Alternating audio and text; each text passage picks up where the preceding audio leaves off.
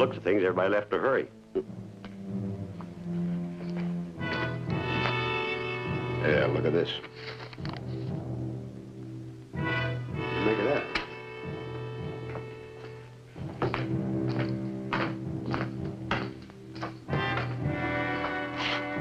Anybody here? 5:30, this place ought to be packed.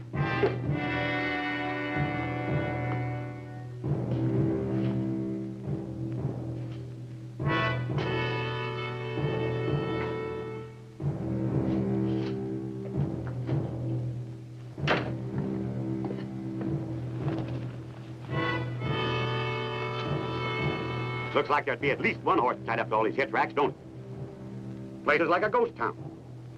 We'll see.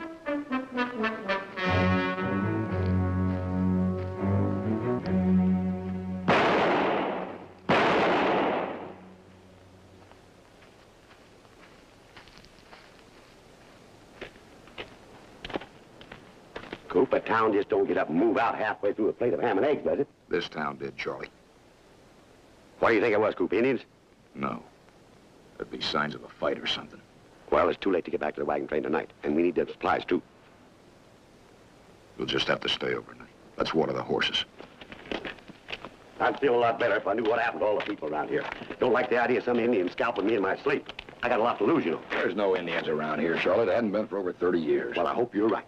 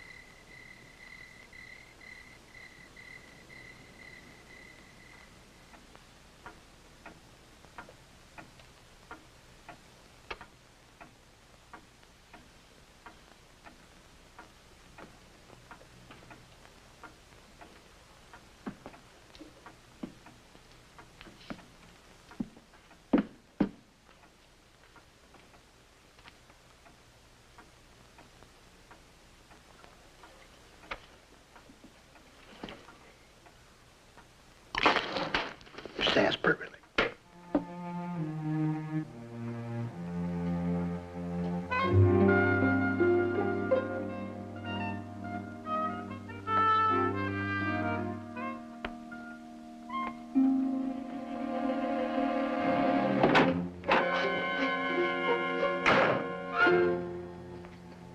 Coop, I'm glad to see you. See anybody out there?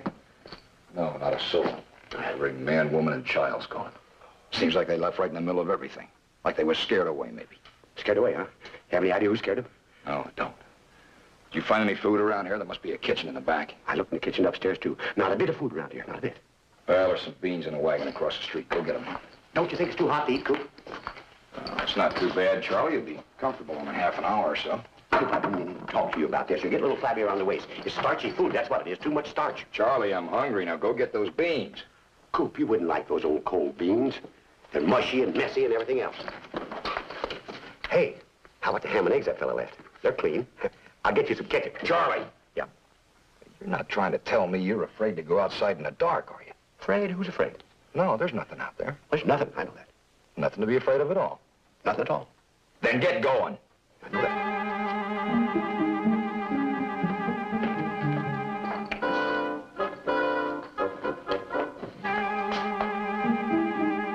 Go on.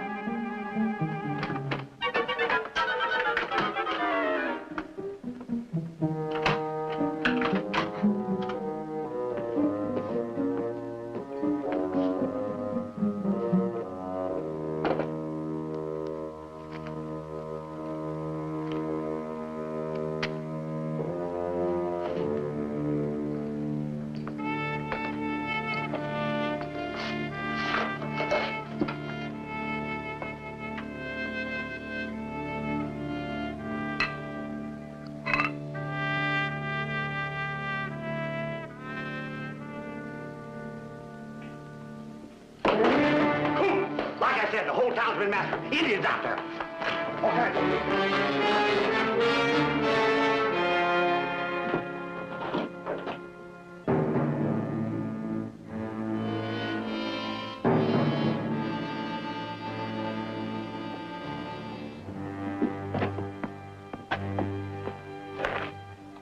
I saw the lights. My name is Isaiah Quickfox. I live here. Out there. You're not fooling us, Annie. You probably got a whole war party hidden behind these buildings. No, nobody's here.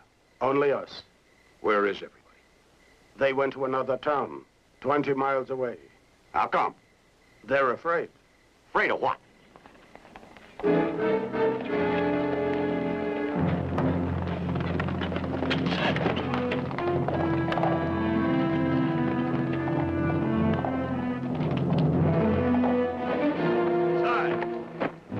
In the stables, hurry it up. We ain't got much time. Mr. Anders! Mr. Anders, you can't just leave them out there to die. You can't be that inhuman. We've done all we can for today. But it's my father and Eric. They were told, they were warned not to go. It's their own fault. It's getting late. You haven't got much time.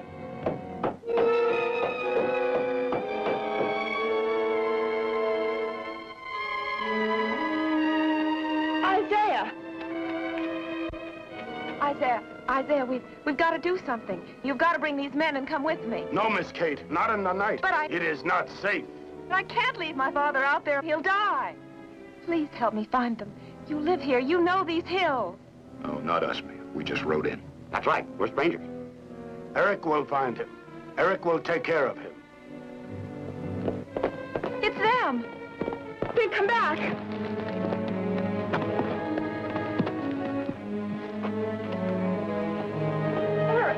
Where's my father? I couldn't find him. He's still in the cave. Oh! Kate, no! Please, let me go. There's suicide out there. Please, let Now, me Kate, go. listen to me. Now, let's go inside. Come on.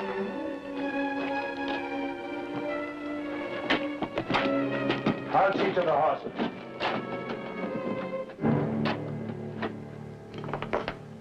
Here, sit over here. You're strangers in town. We're from a wagon train about 10 miles north. We rode in for supplies today, found the place deserted. I'm Eric Camden. I'm the school teacher here. I'm Cooper Smith. This here's Charlie Wooster. Hi, teacher. What's all this about her father? Last week, Professor Sheffield and Kate came to town. This morning, the professor and I went into the hills, into the caves there. He got lost. I came back for help, and...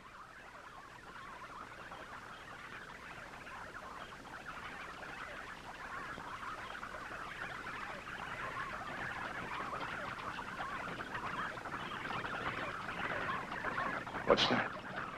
Listen. They're coming.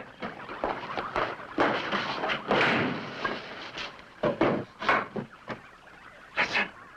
Listen.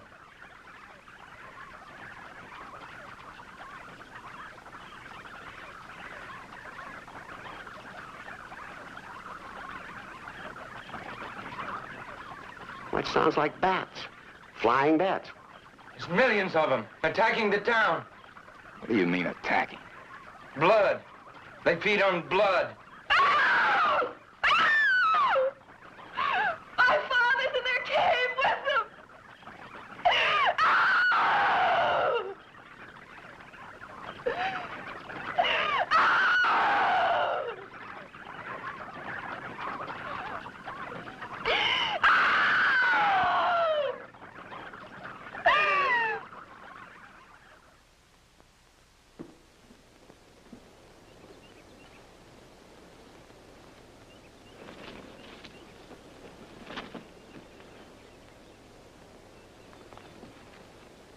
How much do you know about these bats, Eric? Has this ever happened before? Not that anybody can remember. It all started 2 nights ago. Well, why all of a sudden? Well, Professor Sheffield and Kate arrived in town last week. He's a historian from a college in New England. What's he doing here? He's trying to track down something he found in an old letter. The Spaniards came into this territory a long time ago. They're probably searching for gold. The professor thinks they were carrying some kind of a treasure with them anyway. According to this letter, it's the greatest treasure in the Western world. Anyway, when he and Kate came to town, they came over to the school, and I introduced them to Isaiah. He and the professor got along pretty good, and he confirmed the professor's theory. Then there were Spaniards here. Yes. Isaiah remembers stories his father told him. The Spanish did come. Some of them were very sick. They took refuge in some caves.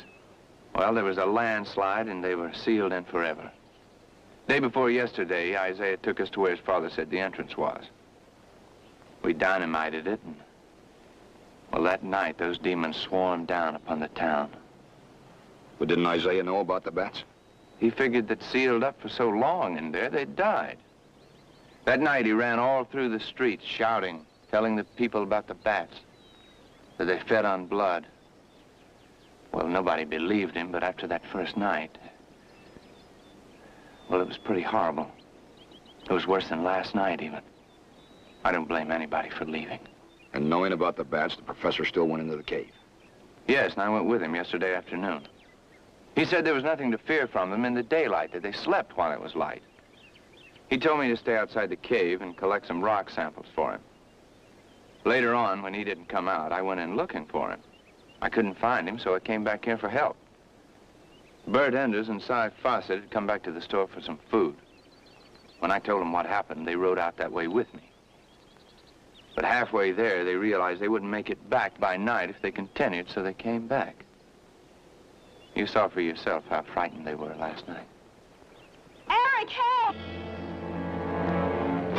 Get out of this town, you stay out. What happened, Isaiah? He told me to get out of town. You too, Miss Kate, all of us.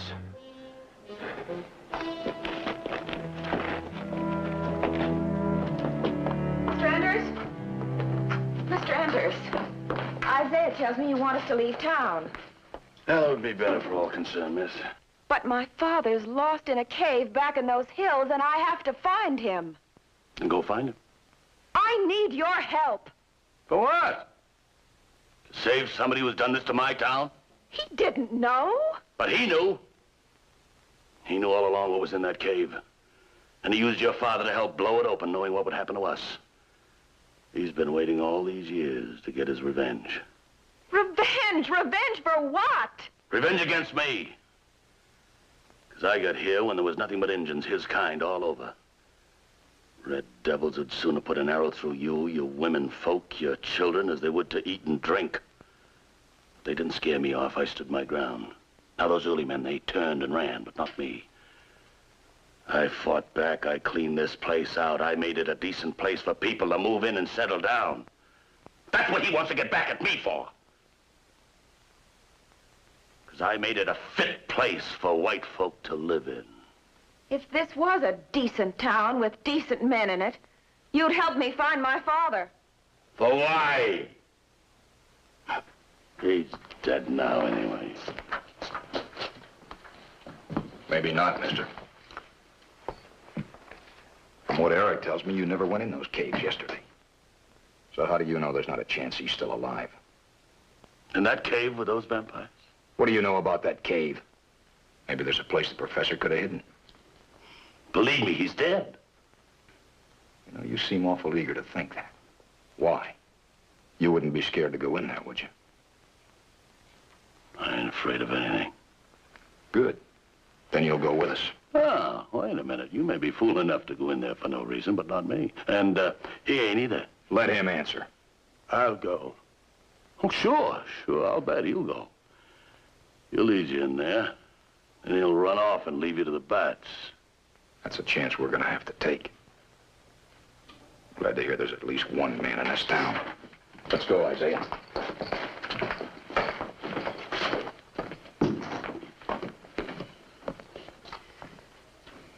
Bert, that fellow's right. You listen to me, don't pay him no mind. Everybody in this town's always listened to you, Bert. Only this time it just don't seem human leaving that man up there. I ain't never gone against your advice before, Bert, but... Well, all right. can't talk any sense into you, so I guess I will come along. But for one reason only. Keep my eye on that engine.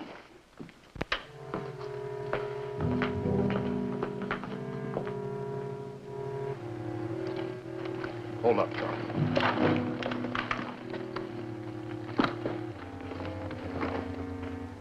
What are we stopping here for? We're almost there. Gonna stay here till it's dark. The bats will leave the cave. It'll be safer then. And we're gonna wait out here when they come out? Listen, he went into the cave in the daylight. That's when them critters sleep. I say we go in now. It makes no difference. There's no daylight in the cave. It's always night in there. Eric was in the cave. Tell them, Eric. Well, tell them. I didn't go in after your father. I stopped just inside the entrance of the cave. Those things were flying all around. I couldn't see them, but I could feel them brushing close to my cheek. I turned and ran. You mean you just abandoned him? Yes. I might have known. I misjudged you, Mr. Camden. I won't ask you to continue with us. Charlie, get some wood to build a fire with. Yes, sir. Miss Sheffield, I'm afraid I'm gonna have to ask you to stay outside. I'm coming with you. There's nothing you can do to stop me. I'm not afraid, Mr. Smith. Unless we know what fear is, Miss Kate, we can never know what it is to be brave.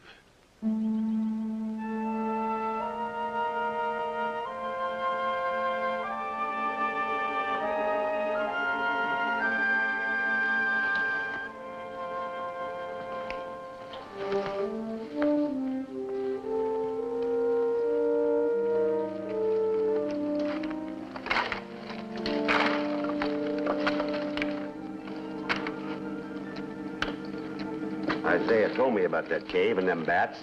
It seems like in the old days, the young boys were brought here by their fathers and put in the cave overnight. The next day, when they came out, if they did come out, they were accepted as men. It was an ordeal all the boys had to go through. Bats ain't nothing but just little old flying things anyway. Nothing to be afraid of.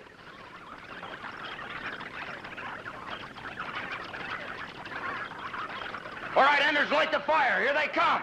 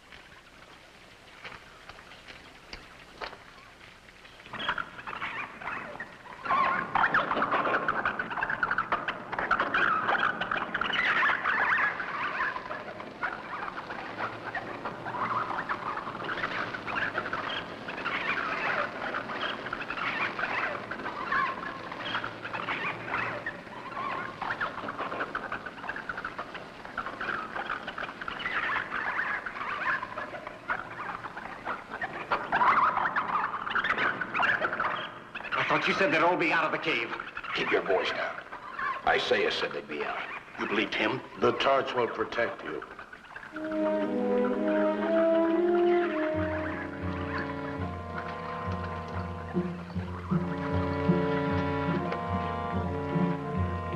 Hey, they're supposed to be blind. Yes. Well, how can they see to attack us? Smell of blood.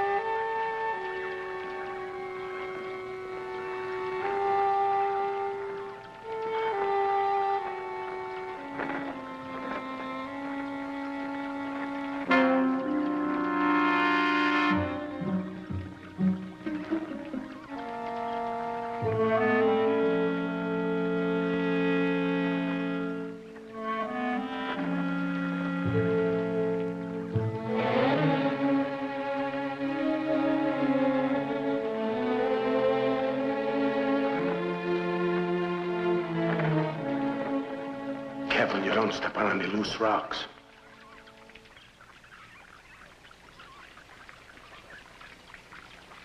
How much of a drop is it? Nobody knows. Nobody's ever gone down there and come back.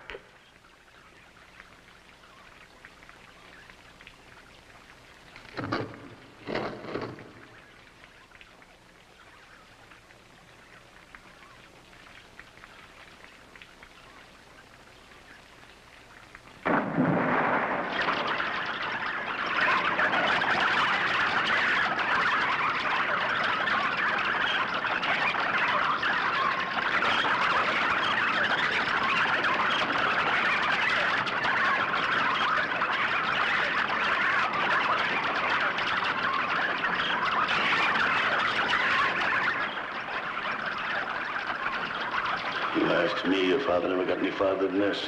Who asked you? Shut up, Charlie. Not a remark like that out of you, and I'll break you in two. I'm sure your father's all right. Watch your step, miss. The sound of that rocket's a long ways down there.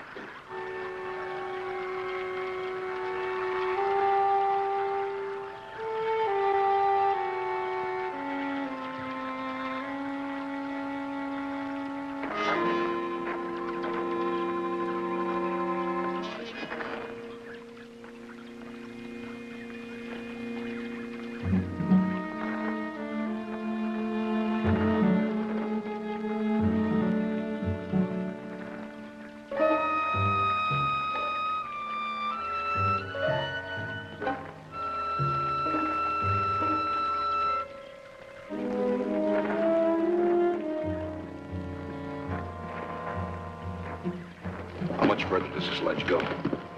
For a brave man or a coward.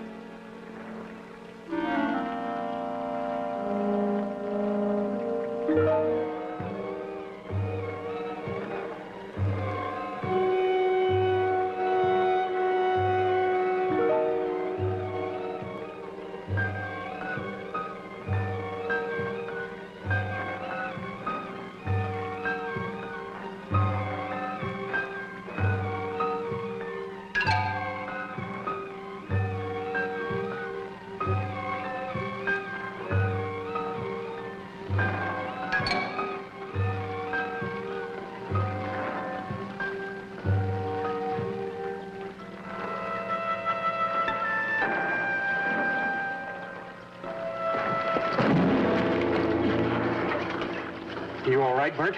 Of course I'm all right. We better rest here for a while.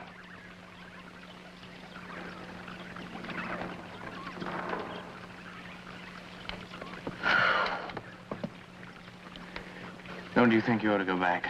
Charlie can take you. No. You're completely exhausted. We'll find your father. I love my father, Mr. Camden. Where there is love, there is no fear. Yeah, well, sometimes where there's love, you can reveal your own weakness, knowing that even if you're not forgiven, maybe you might be understood.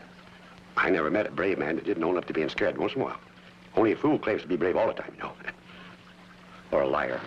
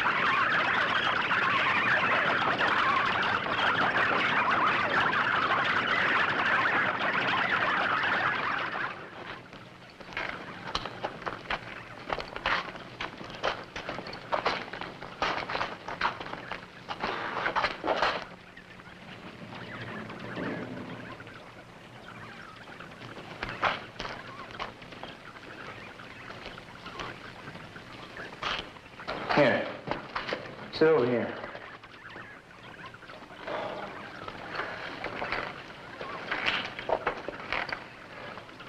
You all right, Nan? Yes. How much farther do you think? I don't know, Eric.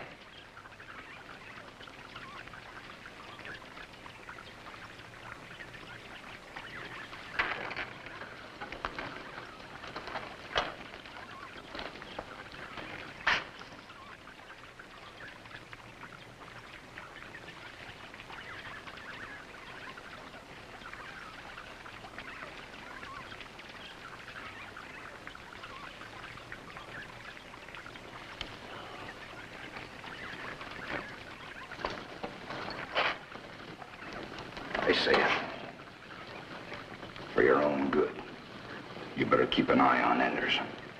I've spent most of my life keeping an eye on Mr. Enders, and he has watched me every day for years. Has he ever tried to do anything to you? No, not yet. He watches me like the child watching the darkness for a ghost. You cannot harm a ghost. You can only sit in the darkness and wait for it to come to you. Excuse me. Where are we, Isaiah? This is the place where most of the bats are found. It is a big cavern. My people used to call it the Cave of the Spirits. For here is where the young boys were brought and left. Those who were weak died, but those who would be men lived. The braves came for them the next morning and called them worthy, and called them men, and called them brothers. What did they do here? They just sat in silence all night, and in the silence the spirits came to them, to meet them. Oh, what spirits? The spirits that live in the silence each man carries within himself. There's a meeting no man can avoid, if he is to become a man. Where do we go from here, Isaiah? I don't know. What do you mean you don't know? Beyond here, I know nothing. There is only darkness and the unknown. Are you saying we're lost? He didn't say that. What does it take to get you to see what he's doing? He led us here on purpose. We're lost, he isn't. You turn your back on him, he'll sneak away and leave us. What are you getting at, Enders? I say we turn back. No, we can't do that. I told you from the start your father's dead, and what's the point of going on? We've got to. It don't make no sense. Putting these men's lives in danger, and for what? Well, we don't know if the professor's dead or not. I think... Who cares what you think? I care. Go on, Eric. What do you think? I think that if there's any chance that he's alive, we go on. I'll force it, and I ain't. That's up to him to decide. I decide for my people. I know what's best for them. It's always been that way, hasn't it? You always know what's best for everybody. Why don't you let Fawcett speak his own mind just once? All right. He owns all the land. He owns the water. He owns the clothes you wear and most of the food you eat. But that doesn't mean he owns you, too. Not your mind. Not your soul. Why don't you shut your mouth? What kind of a man is it who owns you, anyway? Him? Why, he's nothing but he's nothing but...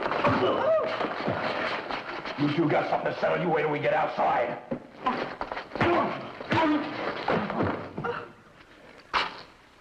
All right, you were asked a question. You going back with him or you going on with us?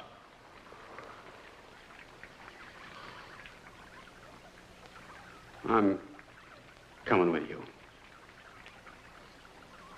All right, we're moving. You can go back, or you can go with us. Or you can stay here and rot. Let's get going. Isaiah, Isaiah? Isaiah! Isaiah! He's gone. I told you when you wouldn't listen to me. You stuck up for him. But now he's gone. What are you going to do? Tell me. Well, tell all of us. What are you going to do? I told you from the start that you couldn't trust him. But you wouldn't believe me. No, I told you that all he wanted was revenge. And now he's got it. You helped give it to him. Now he's going to kill all of us. He's going to destroy us. You and me. He's going to destroy all of us.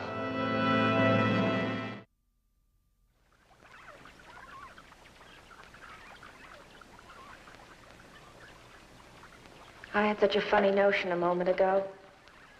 What? That we were those Indian children, left alone here. All around us in the dark, the Indian man watching. Waiting to call us worthy? How much longer are we going to wait? Till Isaiah gets back. He won't come back. Anyway, not alone. He's going after him. When he comes back, he's going to bring him with him. What are you talking about? Them. The whole tribe of them. You better get a hold of yourself, Anders. No. We gotta do something. We gotta get ready for them when they come back. Now, listen to me, all of you. When they come back... Anders! Isaiah isn't coming back with anybody. His people. Nobody! Now snap out of it. It's funny. Did you ever have something from the past come out to meet you? Like what? Nothing.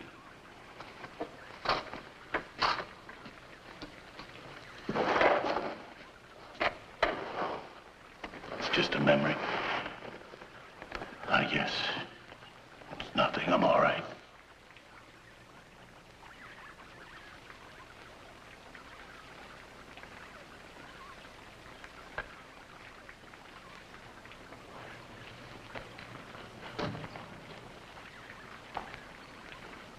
Think he's gonna be all right?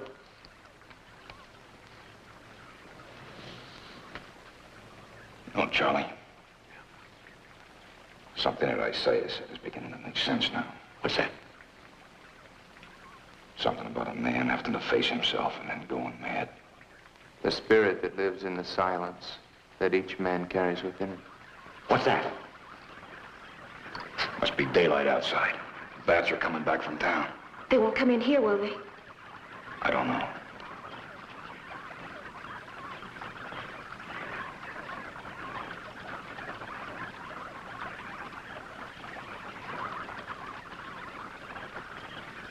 Look!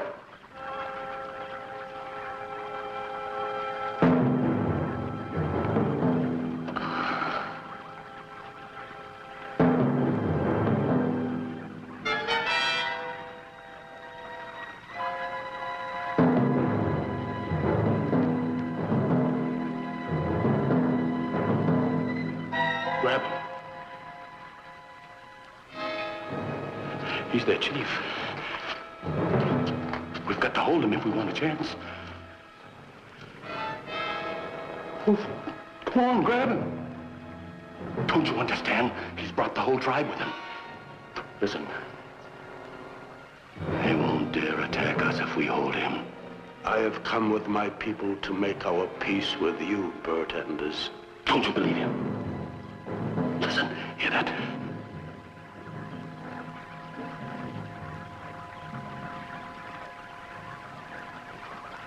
Hundreds of them, they're all around us. We are not many, and we come in peace. I speak for my people. Don't you believe him? If we hold him, the others will come in the compound. Masters, you take Patterson, Elliot, and Smith and get up on the ledge and cover them as they come in. When the last one comes in, I'll give you the signal.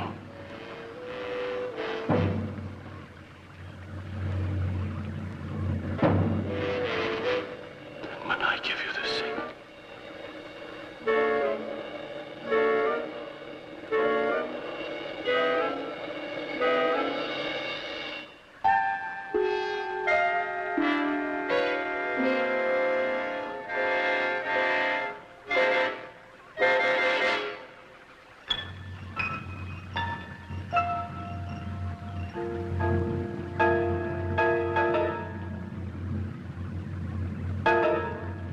Then you will murder. Murder. I had to do it. I had to order it. They were our children. They were our own. We came to you without weapons. We came in peace. I didn't know that!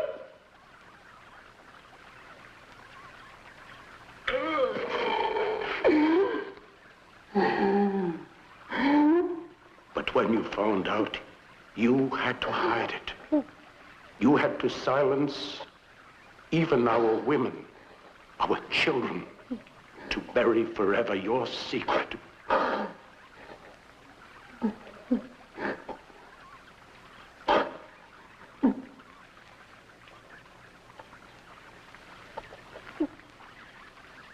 We had come to you without arms, as friends.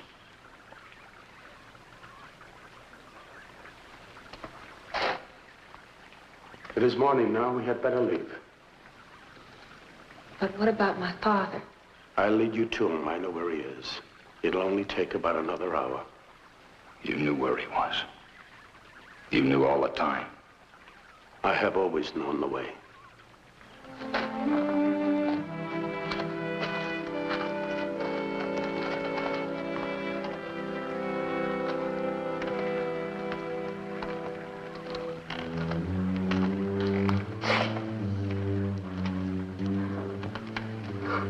Come on, Anders. Come with me.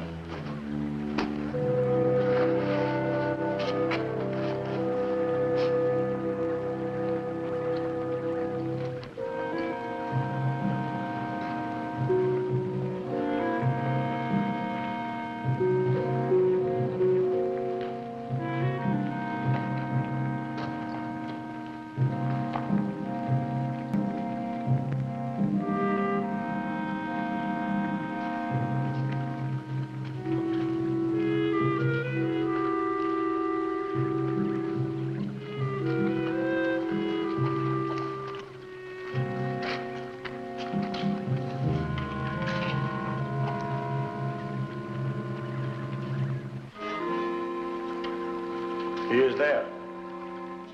Father? Hello. It's Kate.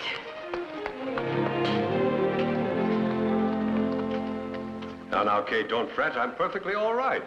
I know. Isaiah, Mr. Enders, I'm glad to see you. Oh, Father, this is Mr. Wooster and Mr. Smith. Without their help and Isaiah, we never would have found you. Thank you, gentlemen. What happened to you, Paulette? I had a little accident. I may have broken my ankle. I can't walk. I really thought you'd come in for me, Eric. What took you so long? Well, you see, sir, Father, he did come looking for you. He looked everywhere for hours. But when he couldn't find you, he came to town for help. Thank you, Eric. And see here. I was right. I found what I was looking for. Priests did come. They hid here. They died here. If I could get back to my desk, what a paper I could write. I'm afraid getting me back is going to be rather a back-breaking task for some of you. We'll manage, sir. There is an easy way out, there, behind the rocks. In the old days, it is where the braves came in the morning for the young boys, and they had left their fears behind them. Charlie, Eric, Silas, take a look at it. Sure, sure.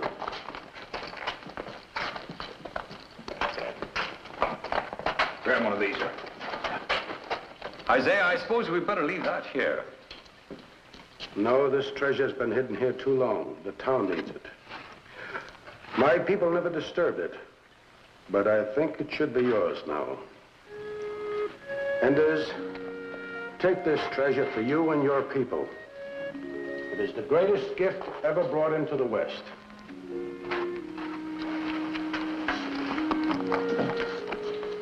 Why, they're books. Nothing but books. They are Bibles. That was the treasure the priests brought. All right, we can move out now.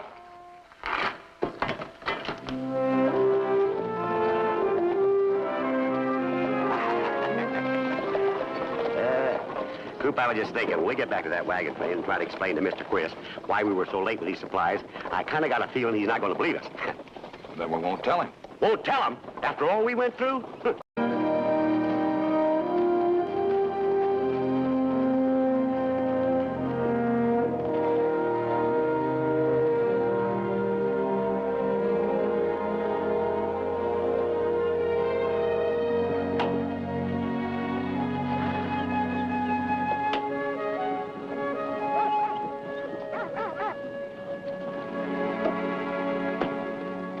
Almost forgot the most important, Jarbo.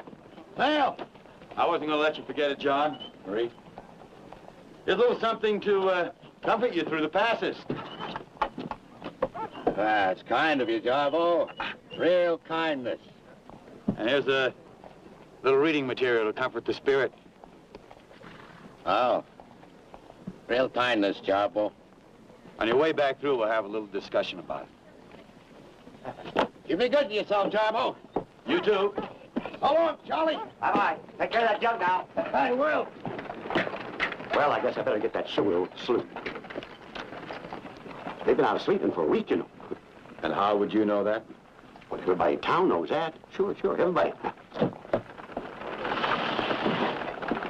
Hey, they're finally getting in. Finally getting in. Now, Jarbo, you know what you say about a man's temper? Never get him a penny, not one penny. I'm a calm man, Charlie. Ah, lift it away. It's a heavy one. Good. See if this will over buy you some drinks, okay?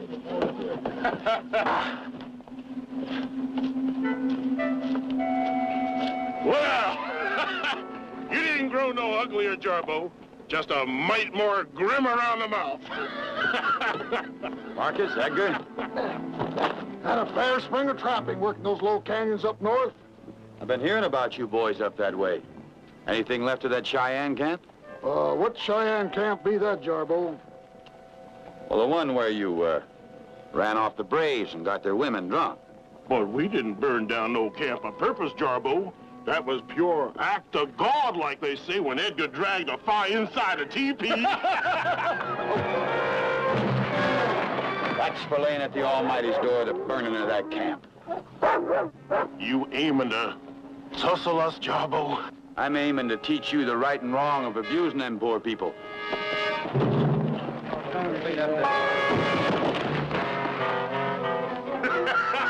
You on to that one, huh, Jarbo? You on to it.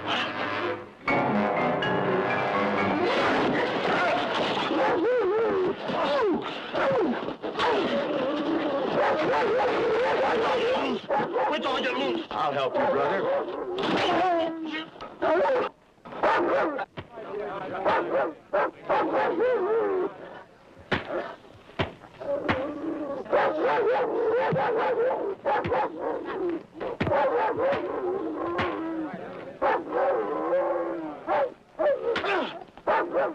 Tickety girls, I told you it'd be good to be back in civilization. Hit him, Jarbo!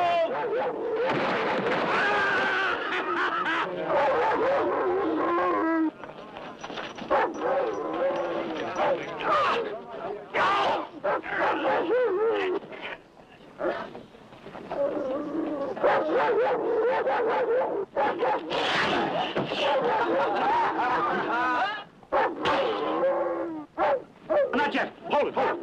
Now.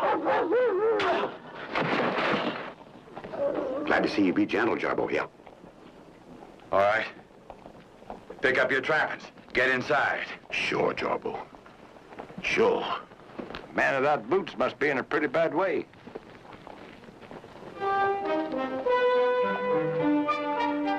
Yeah, a real bad way. Come on, girl.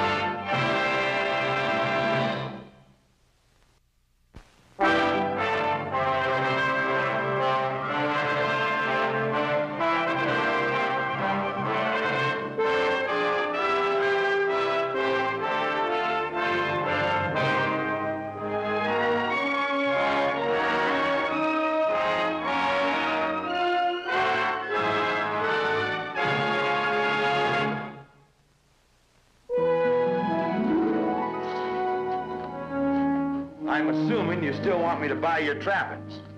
We still be friends, Jarbo. All right. I'm pricing those pelts. I want you two to read that page right there. There might be some questions you'll want to ask. You learned to read yet, did you? Maybe it's got pictures. Something that got the dust.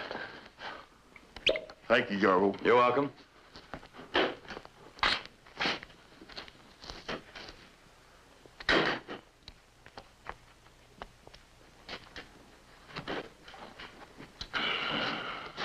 Deets? Best to you, Jarbo. Girls?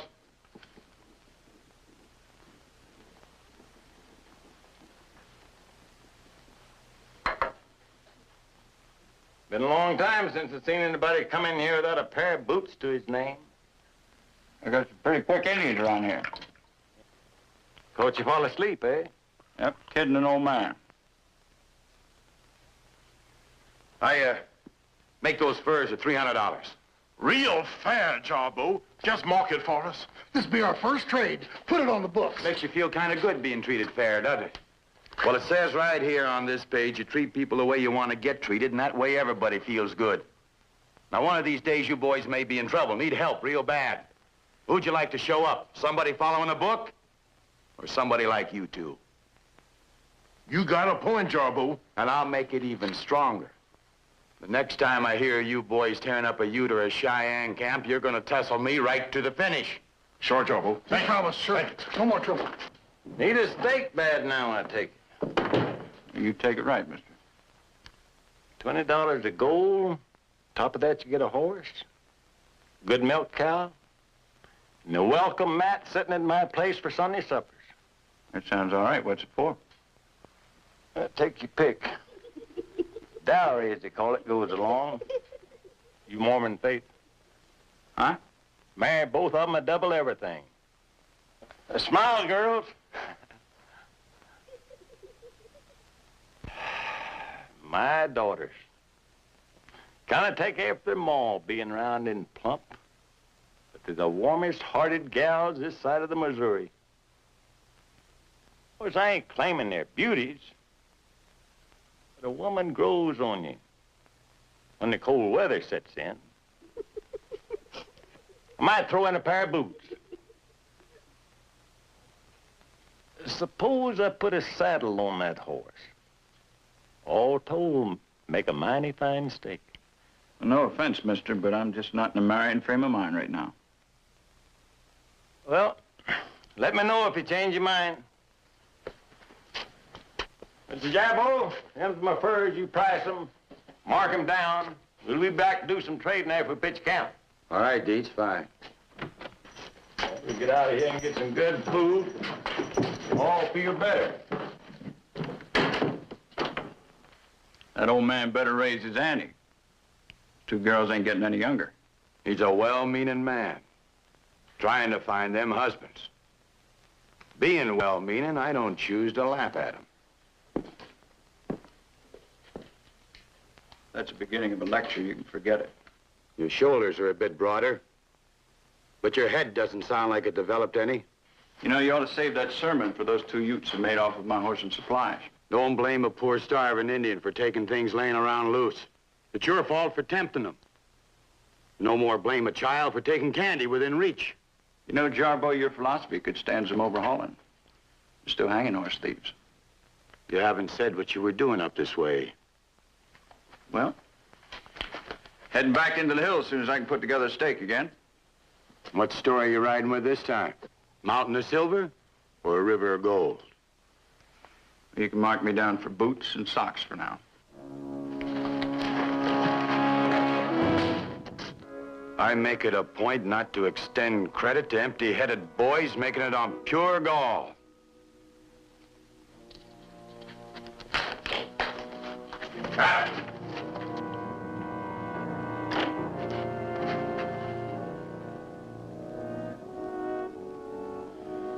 Next time, try sleeping with these under your head. But just so that you sleep well, there's some security.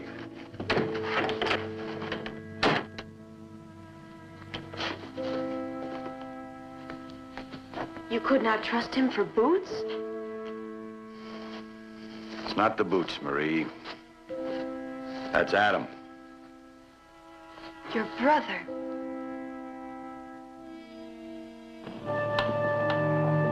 Real pretty, Samuel. Kind of dresses up the place, too. All the way from Sacramento she come. $100 she cost. $100? Reminds me of my ma. Her eyes, the way she looks at me. That's a nice sentiment. Reminding you of your ma. A real nice sentiment. Betcha.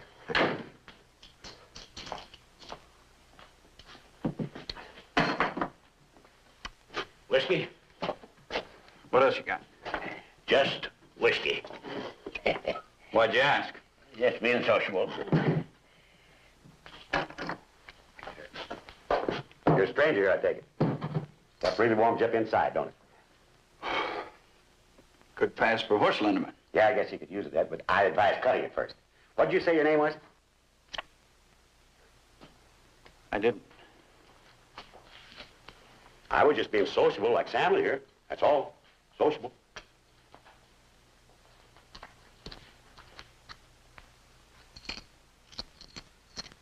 You're Fortune, aren't you? All in Fortune. You know, I was in Santa Fe the time you almost broke that faro game. You came pretty close. What's that got to do with my having a breakfast here in Pierce's Bend? You dealing cards here? Hardly. Now that your curiosity is satisfied, do you mind if I go on with my breakfast? You know, I hear you never turned down a bet. $5 interest you? Persistence is not always a virtue, my young friend. Well, I got $5 between me and going hungry tonight. Does that sound more interesting? Yeah, that sounds more interesting.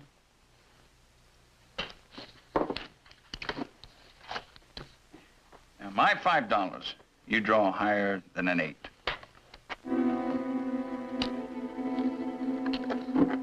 Now, my $10, you draw lower than an 8. I've got a hunch you go hungry quite often. Well, you've got $20, but I suppose you're trying for 40, huh? Now, my 20 against your 100, you draw higher than a jack. You seem familiar. Were you in that faro game with me? No, I was just an onlooker. How high are you shooting? That stake to get me into the hills.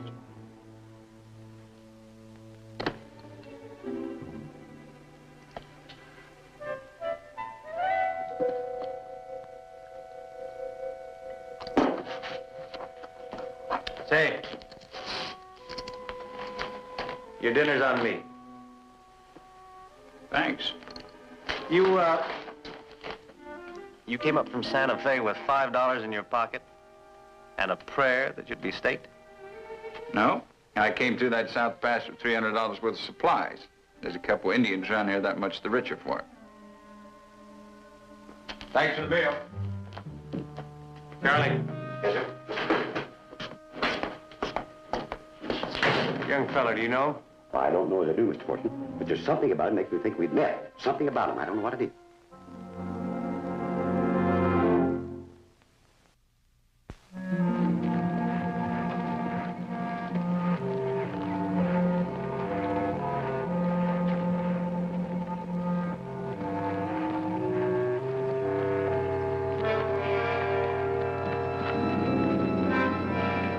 Albert Binns, at your service.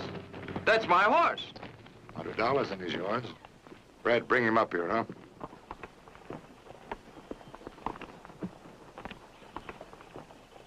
Hey, you're not selling me my own property. Yours, mine, the man on the moon.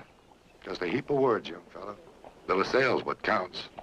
Now, are you buying or just talking? Hey, you wait. You know, I hate to see a young fellow going off half-cocked. You just don't grow to the fine age a man's entitled. You got a bill of sale for this horse, you got it off a couple thieving Indians. And maybe it's the Indians you should be complaining to. I'm complaining to you, mister. And I'm ready to back it up. I sure wished you could change your mind, young fella. Mr. Binns, put the horse on my bill. All right, Mr. Fortune. You've got your horse back. What whole card are you turning up now? Let's take a walk and talk about it.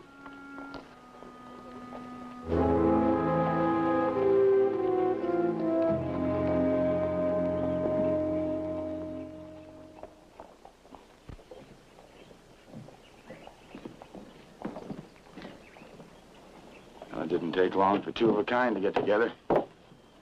I think I ought to tell you, Adam, that your brother and I seldom see eye to eye. And especially on this point of getting the Indians to work the mines in New Mexico. I want to tell you, we never see eye to eye. What he thinks doesn't bother me. But I think we can work together. Suppose we say your horse back and $100 in cash. I think those are pretty fair wages just for accompanying the party on the trail. Well, considering the fact I owe Jarbo for the boots I'm wearing, and I don't know where I'm going to eat sleep tonight, I think that's more than fair. Here. Square yourself away. Why don't you meet me back here at the saloon tonight? I'll introduce you to some of the boys who'll be with us on the trail. I owe you for the boots, my horse, and the difference here. Oh, I have an excellent memory for accounts, Adam. Excellent.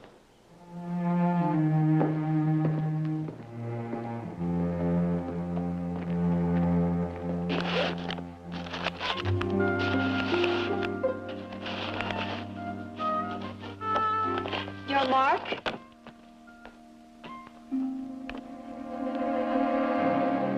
Thank you.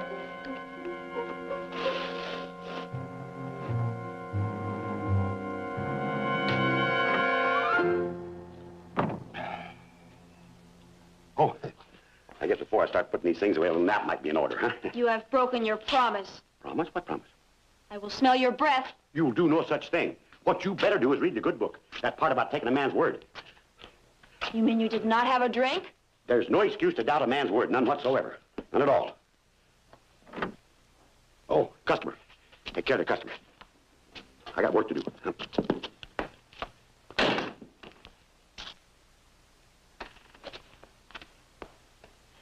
Your brother is downriver. He won't be back until late. What's the price of the boots I'm wearing? $10. Take a receipt. Receipt? Just to make sure that $10 gets in the cash box. It's nothing personal. It's just a business transaction.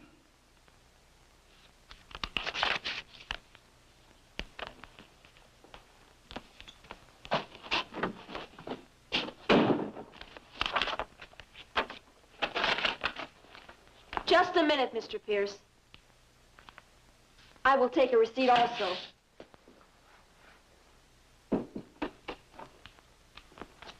For the price of the blankets.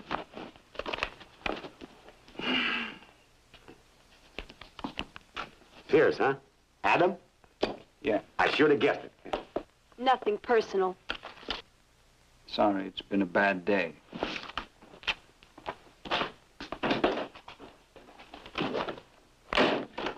So that's the Reverend's brother, huh? Nice-looking young fella, ain't he? Nice is as nice does. Oh, sure, sure. About your age, too. Nice to have a boy like that around the bend. I do not need a someone. Look at the color of your cheeks. Look, look. Color in yours. And when the Reverend hears about you being in the saloon all this time, you'll hear a thing or two.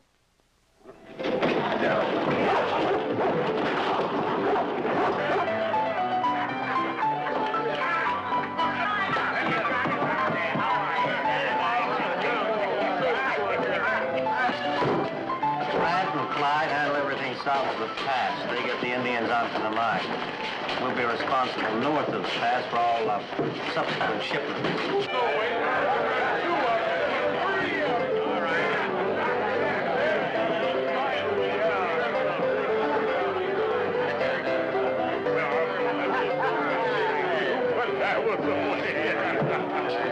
Jarbo, come and have a drink with us. Come on, come on. I haven't got time.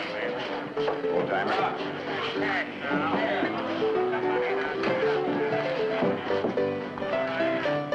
I see you've developed a strong stomach for your age. What's that supposed to mean?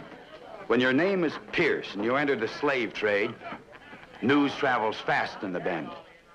Since when is signing Indians up for work slave trade? Nobody's forcing him to sign, Jarbo. Not being forced, huh? 3 bad winters in a row, no game, crops going bad. $25 to a young buck means that he buys flour for his family for an entire winter. And he gets paid $5 a month for himself. He gets paid and he gets fed. The body lives on food, Jarbo, not on a sermon. Doesn't it seem peculiar to you that you were hired right off? You always ask questions and riddles. Hiring you means a lot of these poor Indians will think a Pierce stamp of approval is on those contracts. Brother Jarbo, I only ask one question when I'm getting paid to do a job. Is it legal? Nothing illegal about indenturing Indians. It's morally wrong. There's not one shred of ethics left a man taking advantage of those poor Indians over in the valley. Ethics? You mean the kind of ethics that got me my horse and supplies stolen? The kind that horse trader used in taking a phony bill of sale for property that no Indian's likely to have. When an Indian owes you, as most of them do me, they won't accept any more credit until they've paid up. Yeah, they'd rather steal. They would rather steal. Well, it looks like Mr. Fortune is saving more souls than you by making honest men out of thieves. Think it over, Adam. Well, why don't he save his preaching for Sunday? And why don't you shut up? What? He said shut up. Isn't that plain enough to you?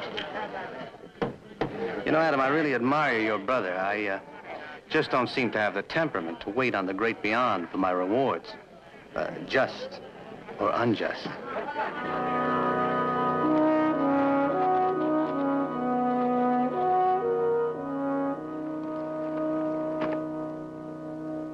I don't mean give until you got nothing left to give. We all have to live and contend with the way things here are meant to be on Earth. But we got troubles over in the valley. Among the Utes. It's been a bad year. Not their fault. It's nobody's fault. Now, if you happen to be passing by that way, and you've got a quarter of beef or a sack of flour, and you've got full bellies at home, well, why not just cut that beef or that sack of flour loose and leave it there? It wouldn't surprise me if you find a whole buck deer in front of your door one of these days when the hunting's been lean. Good Lord be with all of you. Is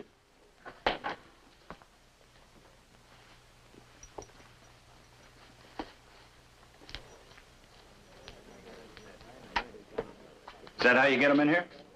Hey, Archie. A cut of tobacco is a cheap price for leaving good thoughts with people. How much? The money you're carrying can't be spent in here. Maybe you like it better if I robbed somebody for it. You didn't know any different? It was a matter of life and death? Yes, I'd like it a lot better. Does anybody around here lead their own life? They all smoke your tobacco. Why'd you leave school? Because what I wanted wasn't in school. You find it along the Mexican border? In one job, out another, a time or two in jail? Sounds like you kept pretty good track of me. I've got friends along the border. They write me a letter occasionally. So even way down there, Big Brother watched over me. And not liking anything I heard? Well, you know, there was a time when nobody liked what they heard about you. You know, they still remember you down there. It wasn't for toting that prayer book. You outshot and outdrank everybody down there.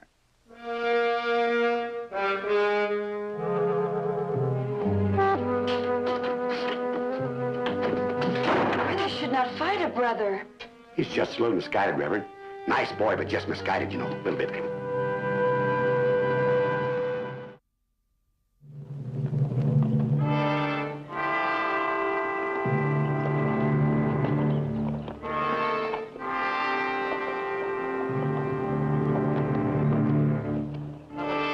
Who'll be the first? Buy blankets to keep your old people warm this winter. Well, come on now, come on. What's wrong with you young bucks? You want work? I'm offering you work. Nobody has to watch the old people dig for roots this winter.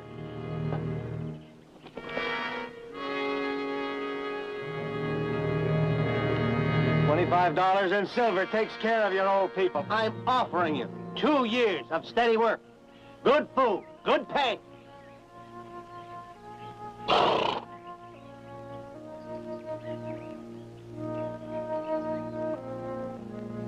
All right, I'll tell you what. I'll make it $30 to start it off. $30 to the first 5 men coming up here to sign their marks. Come on. That's it. Make your mark right over here.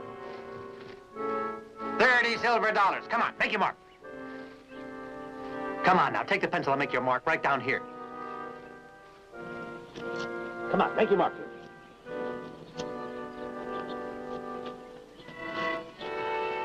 Come on now, take the pencil and make your mark right down here.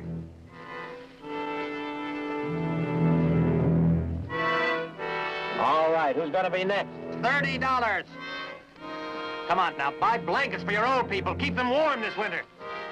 Come on, who's next? Here, make your mark right here. Come on now, $30. Who's going to sign next? Keep your old people well, keep them warm. Your brother must have gotten in a word earlier.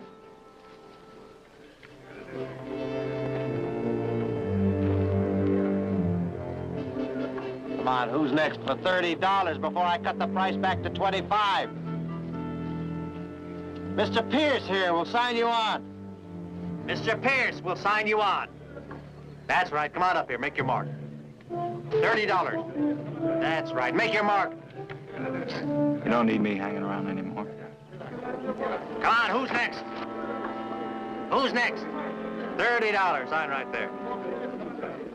$30, who's next? Good food, good pay, come back to your village rich. Your day off at the store? Your brother and I have come to attend one of the women at the village.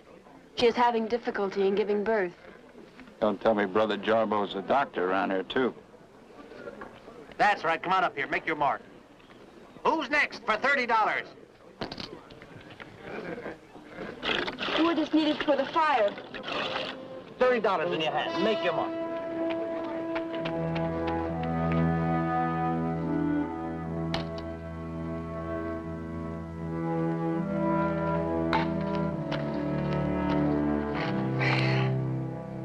Well, we signed up 7. Actually, not a bad count for the first trip. We'll be doing better once the cold sets in and their bellies begin to tighten. How much do they bring down at the mines? None of your business. 1,000 a head. Well, I've got my expenses, too, you know.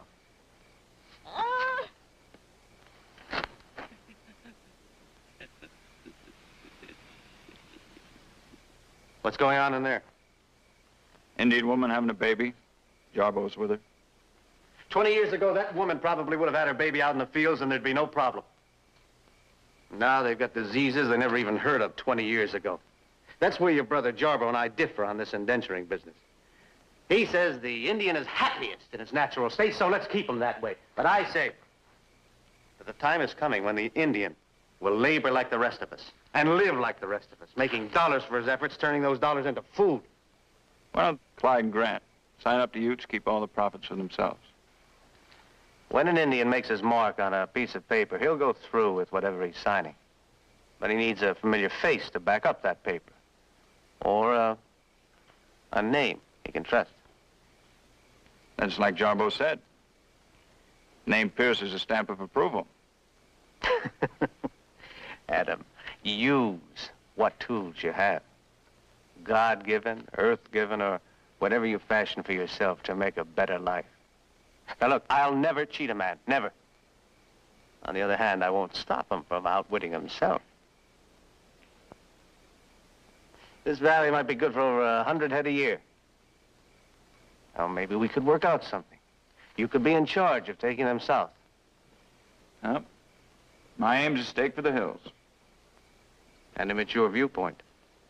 To illustrate, the saloon at the Bend will fare better from a strike in those hills. Well, we can talk about it further on the way through the pass. We'll leave the Bend after sunup.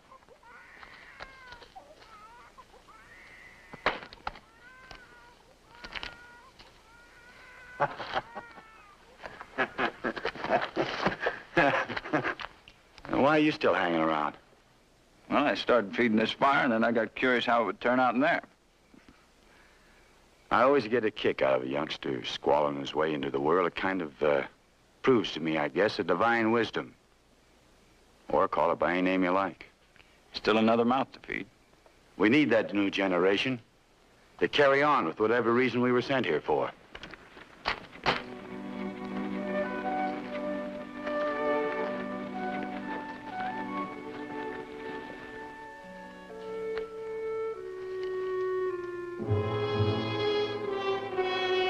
His name's Tosin.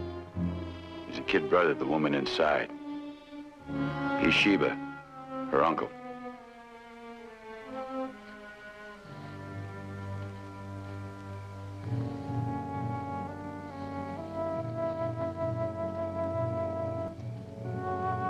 Nida Duma. That means you're friends.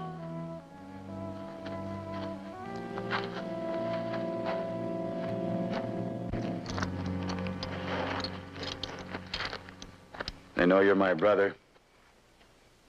They return those things to show their appreciation for delivering that baby safely. $50. Took me $300 to put those supplies together. You gonna keep the money? Belongs to me. There's 10 in that one family. The old man and the boy are the only males. Now, that $50 could make the difference between life or death for them. The lack of it is only an inconvenience for you.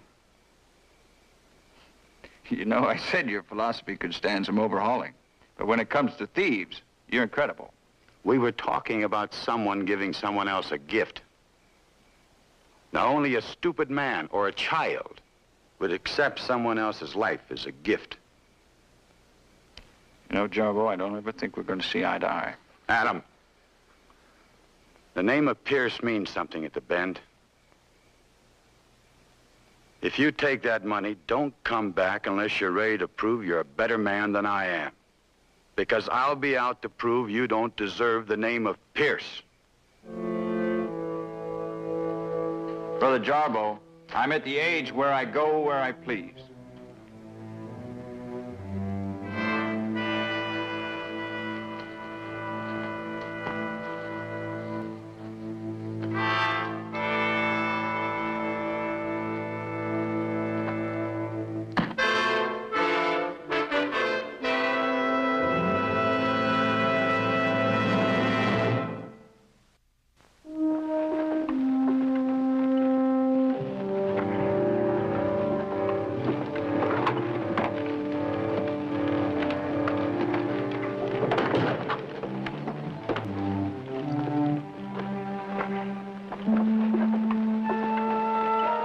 That many young bucks. Here, too, there won't be that tribe left, Reverend.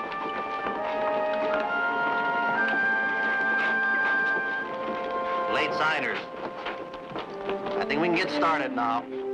Get up there.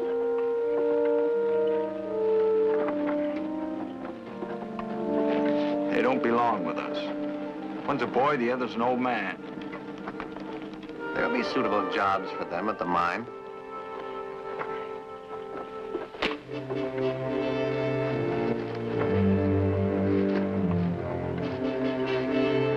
Real sad, see them go. Real sad.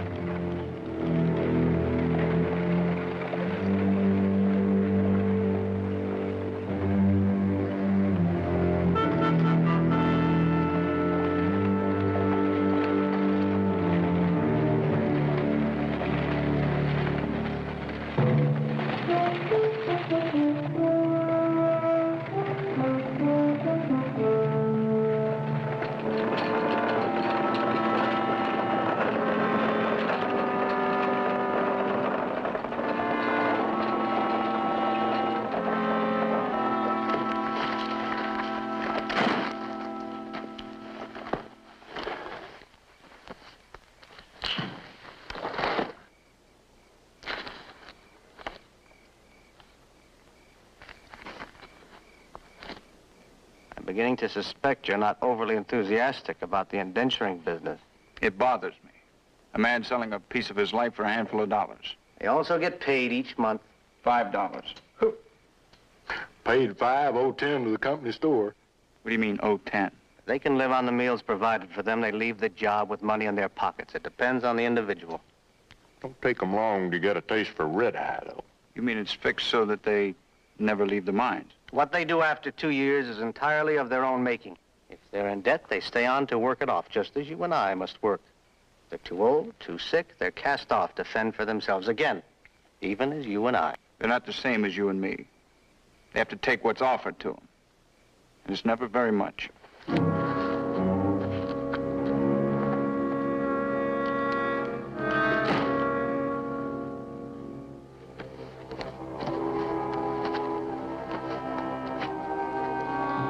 I smell trouble from him.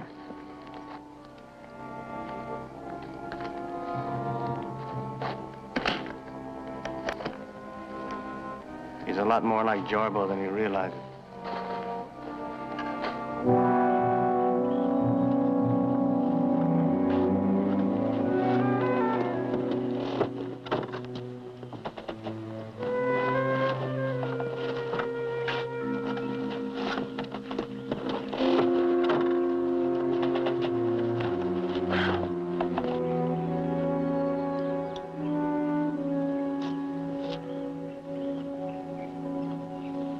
This is where you and me part company, Mr. Fortune. Now, you all put your mark on that paper in good faith. But there's bad faith on the part of these men. And more than bad faith on your part.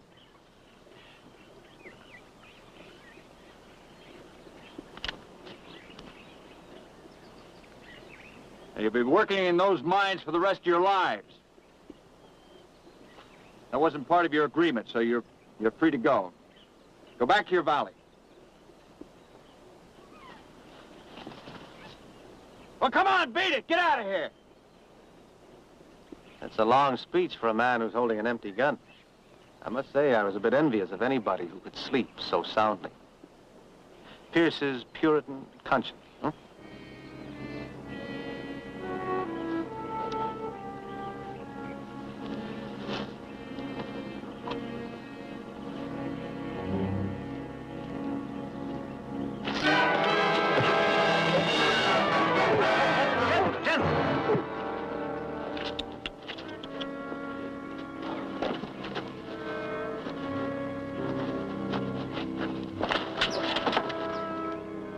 Must be more tolerant of the youth to come after us.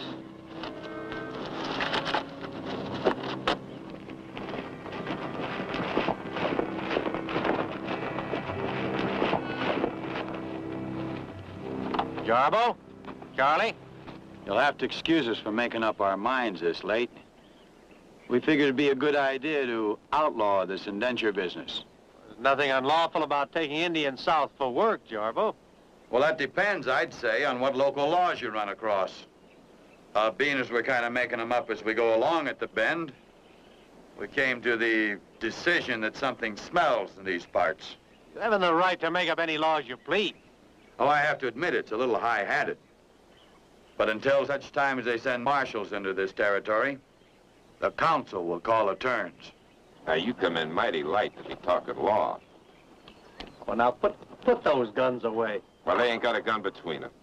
When I see a man without a gun and talking with the nerve as if he is packing one, I start looking behind my back. Well, not exactly behind your back, Fortune. That ridge up yonder might do just as well. Well, now that's a hand there's no bluffing against. Glad we agree. Take 'em back, Charlie. Real pleasure, Reverend. Come on, Sheba, get him out of the wagon.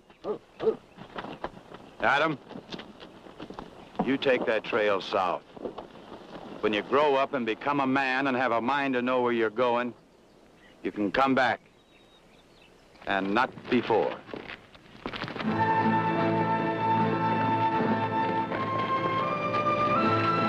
You can take the wagon for your time and trouble. Jarbo? Now, Jarbo, wait a minute! Well, I was on his side. No, I agree with your brother. You see, I knew what I was doing here, but I also know when it's not profitable to continue any longer. But you You're grabbing for a rainbow, Adam. That's going to cost you heavily someday. Now, if you'll remove your boots, I'll take them and your horse, and I'll be on my way. Huh? You owe me for a horse and a pair of boots, remember? And seeing as how your gun is empty, suppose you save your breath and just take a nice, comfortable seat and pull my property off your feet. Hmm?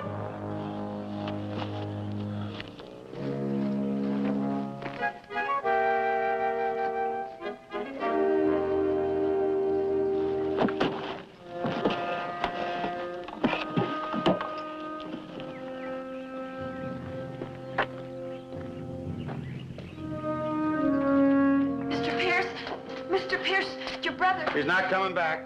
And if he does, he better be man-sized when he comes in. Yes, but Mr. Pierce... A man reaches a certain age, seeing the world as his own personal oyster, he stays that way. And I'm not lending any hand to that Adam growing up like that fortune. Jarbo! Jarbo, come out here. You and me got something to settle.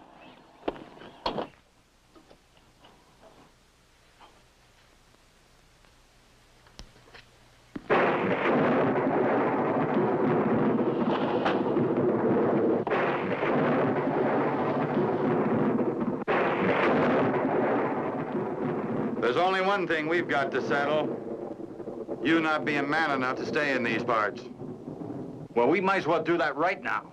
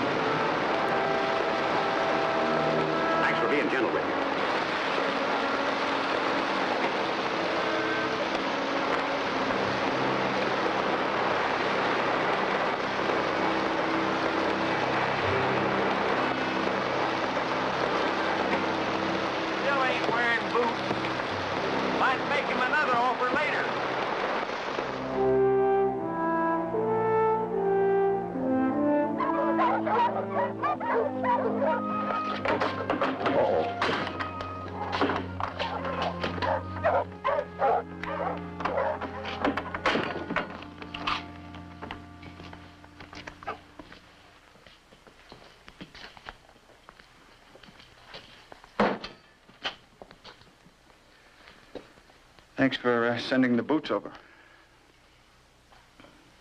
I came to say goodbye. Goodbye.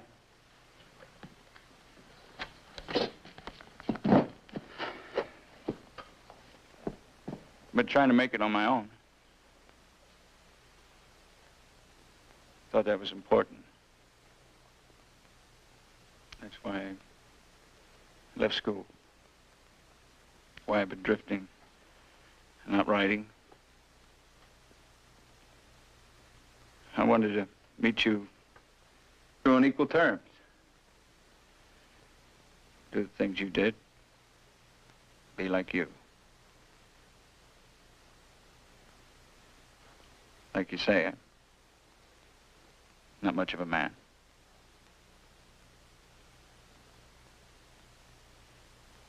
Adam.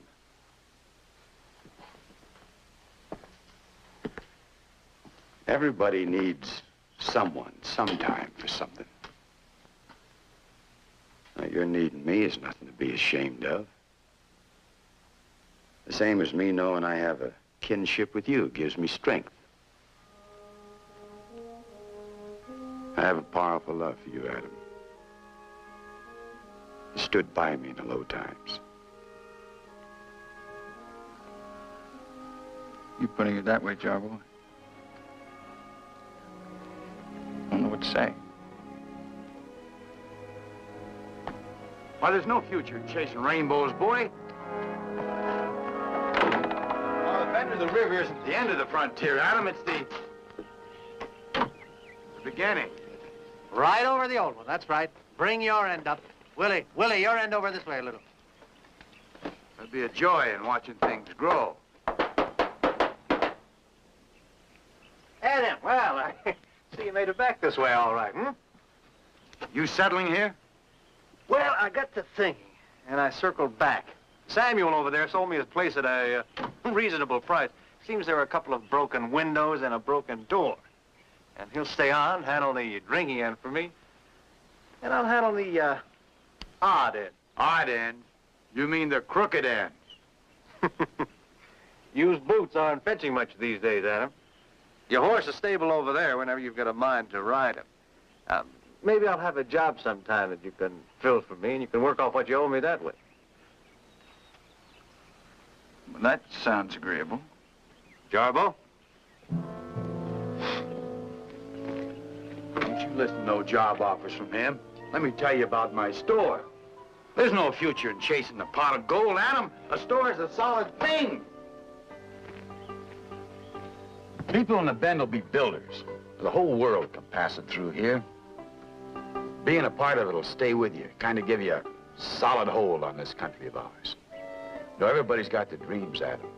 Everybody.